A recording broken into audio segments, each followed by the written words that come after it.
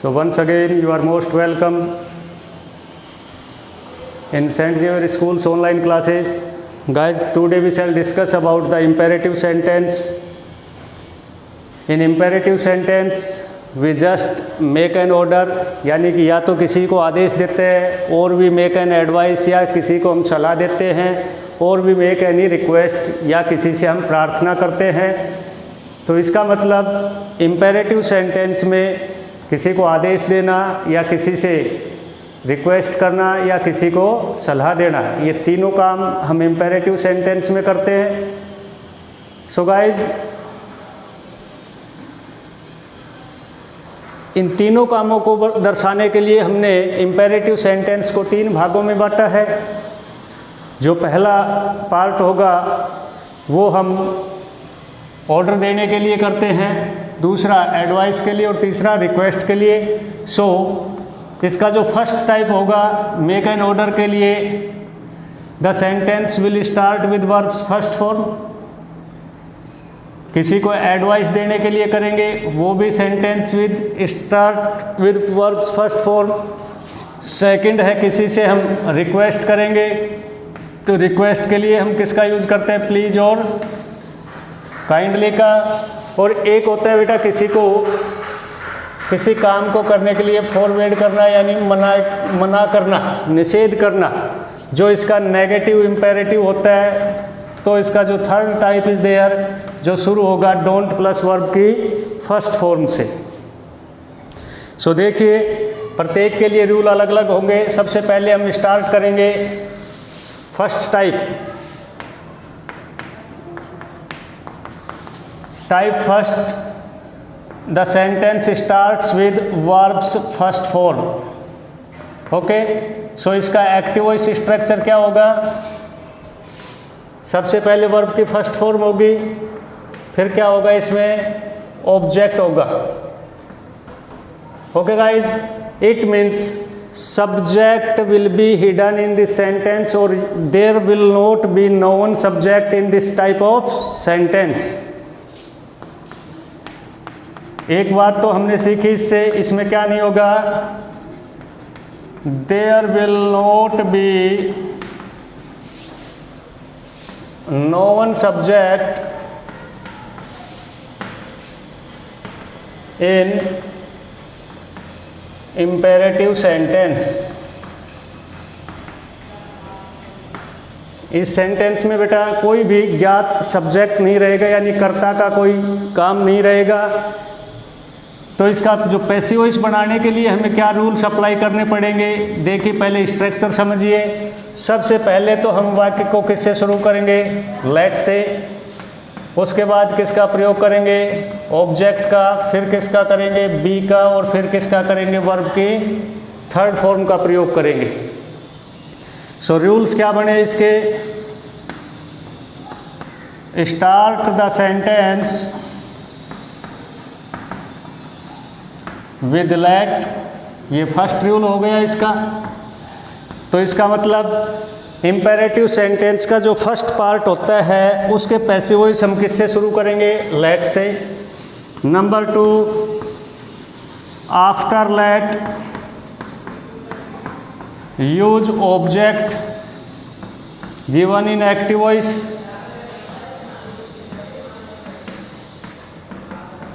Okay, जैसे हमने object का प्रयोग किया। थर्ड क्या होगा, after object use auxiliary verb be for changing into passive voice, and after be use verbs third form, जैसा हमने सभी पैसिव वॉइस में किया है। तो बेटा ये इसके नियम होंगे फर्स्ट पार्ट के। Got it. सो अब एग्जाम्पल देखिए, ये स्ट्रक्चर हमेशा फॉलो करने, लर्न रखने हैं ताकि कोई गलती ना हो। एग्जाम्पल है open the door, let's change it. You try to change, think what shall we do. सबसे पहले बेटा वाक्य की पहचान करना है। देखिए जो वाक्य है शुरू किससे हो रहा है, वर्ब की फर्स्ट फॉर्म से हो रहा है। It means it is an imperative sentence. So just keep all rules regarding imperative sentence in your mind. That sentence will be started with let. After that we shall use object. So this is an object, the door. Then auxiliary helping verb be will be used, be, and verb's third form will be opened. This is your answer. Next example, close the window.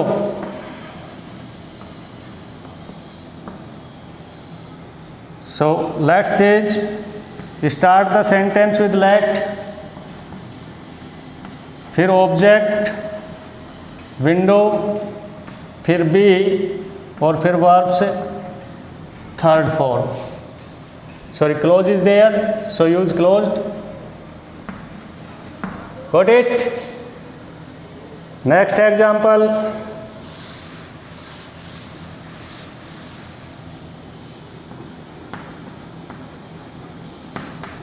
shut the door. Change it. You yourself try. Let. Now object, the door. Now passive helping verb be, and the third form will be same, shut. Got it? One more example, stop the car. You change yourself, very good. Let the car be stopped. Got it? Now we shall talk about its second type.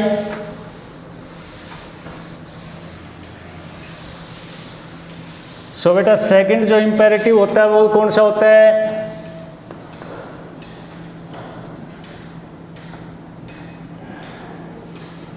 Negative imperative.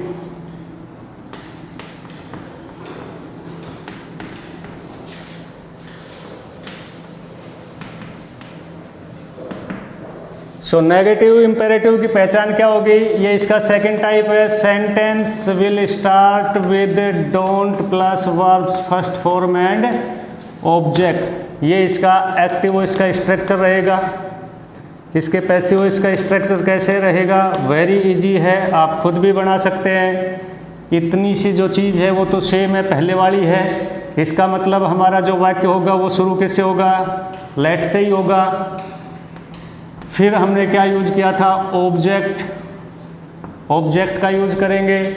अब देखिए बेटा ये जो negative imperative है इसका note का use करेंगे हम, नोट यहाँ आ जाएगा। फिर वही पैसिव वॉइस बनाने के लिए ऑक्सिलरी वर्ब बी का यूज होगा, and after that verbs third form. So this is the structure for passive voice for changing the imperative negative sentence. So look at example, don't sit here, full stop. So let's change, very good, try, let, sorry,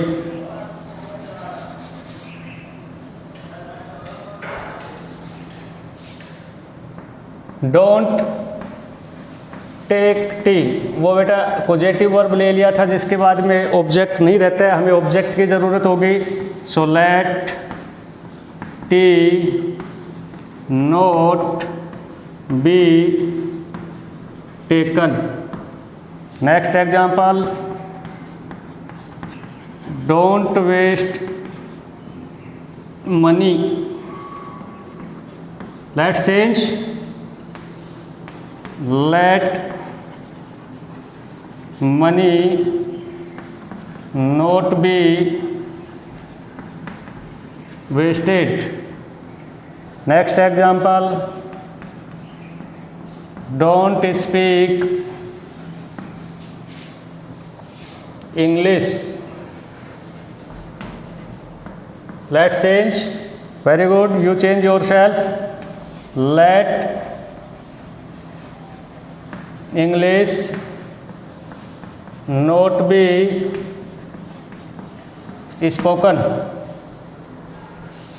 Okay guys, we shall take 2 more example of this type of sentence so that you can understand properly.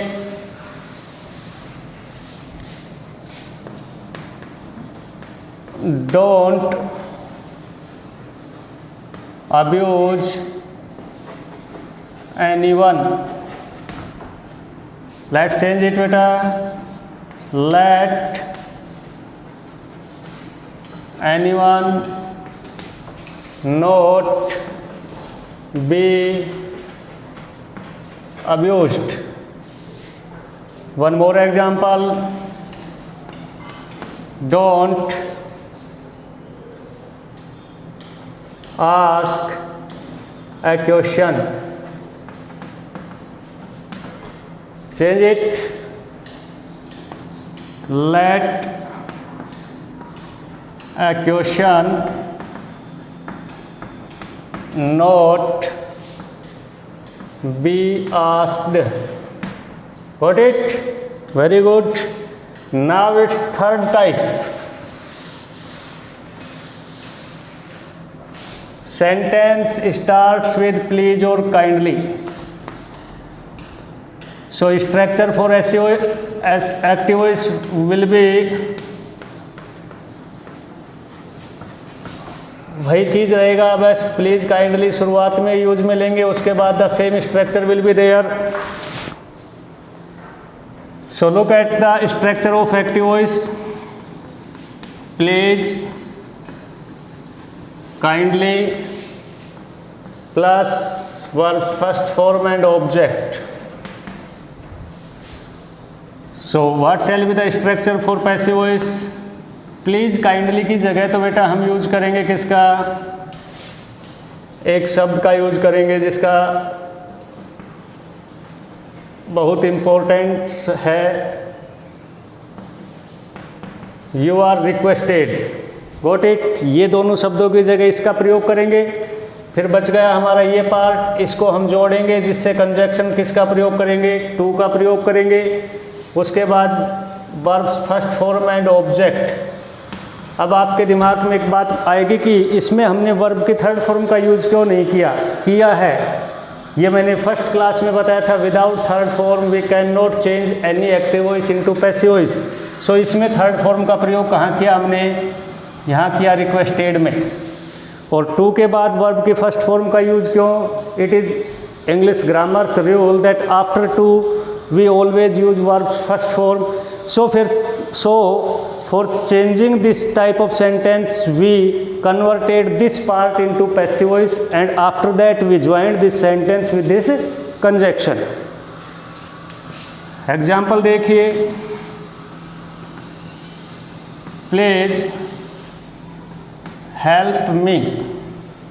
So please की जगह किसका प्रयोग करेंगे, you are requested. हो गया इतना. अब इनको ज्वाइन करना है तो ज्वाइन करने के लिए कंजक्शन किसका प्रयोग करेंगे, टू का करेंगे. Very good. फिर मेन वर्ब की first form help and then object me.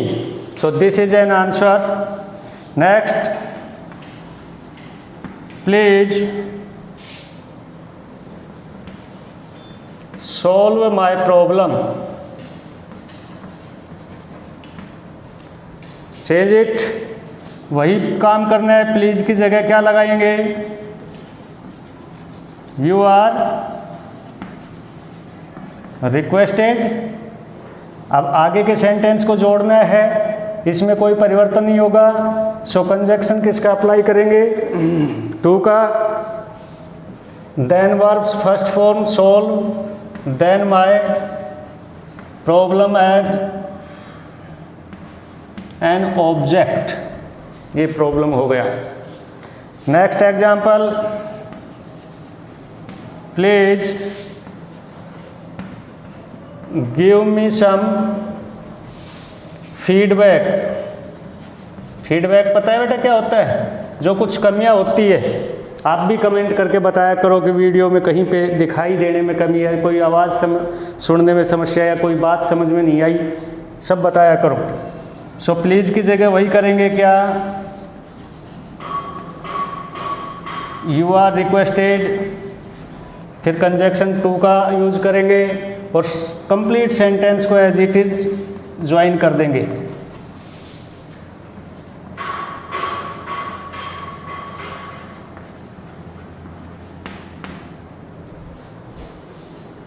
Got it? Very good. Now इसका जो सेकंड टाइप है कैसे सोल्व करेंगे इसको बेटा? सोल्व करने का, सेम सेंटेंस को सोल्व करने का एक सेकंड मेथड और है, वो देखिए कैसे समझ में आता है। उसका स्ट्रक्चर बनाता हूं मैं आपसे।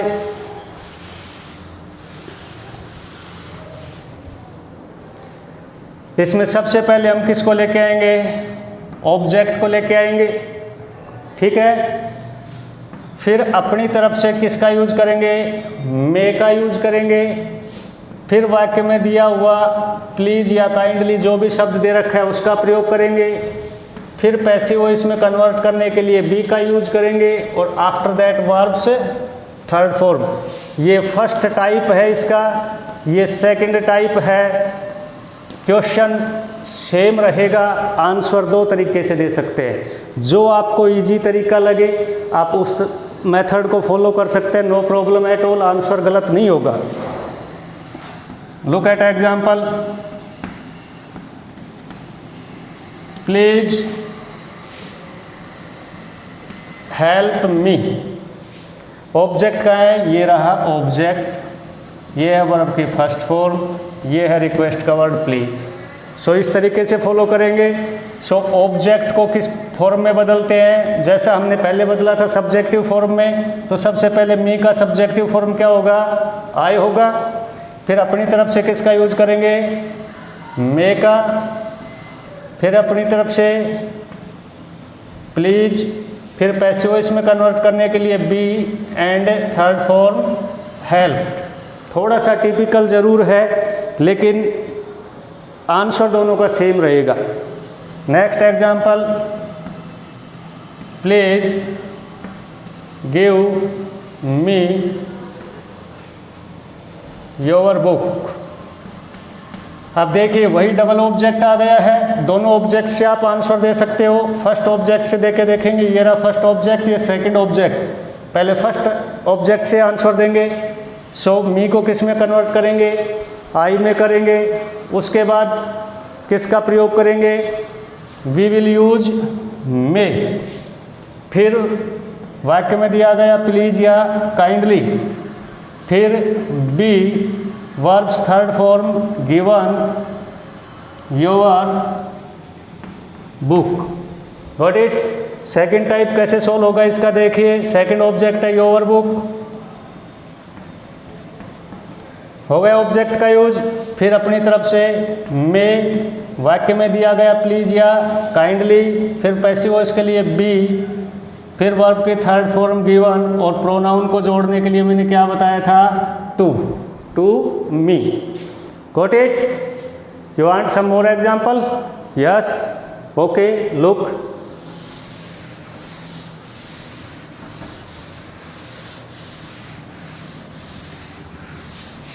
थोड़ा सा टिपिकल लगेगा आपको ये second type of answer. Please solve this question. Second type से बना रहे हैं। एक तो वो था ही, प्लीज की जगह क्या लगा लेंगे? You are requested to solve this question. Second type से इसका आंसर देंगे तो सबसे पहले ऑब्जेक्ट लेके आएंगे। Where is object? This is an object, this question. फिर में वाक्य में दिया गया प्लीज और काइंडली, प्लीज, देन बी और verbs third form solved. Last example is there, please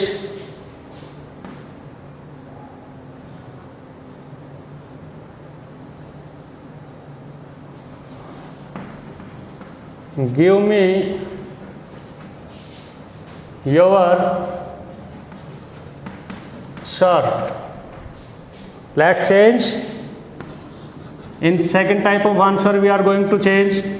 First of all, object, double object are there.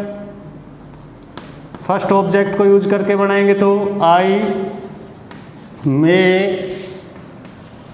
Please be given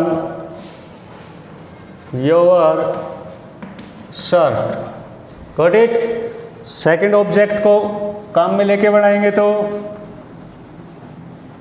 your shirt may please be given to me. Okay guys, so now imperative sentence is almost completed. Tomorrow we shall discuss about the next type of sentence. Till that, have a good day. Goodbye.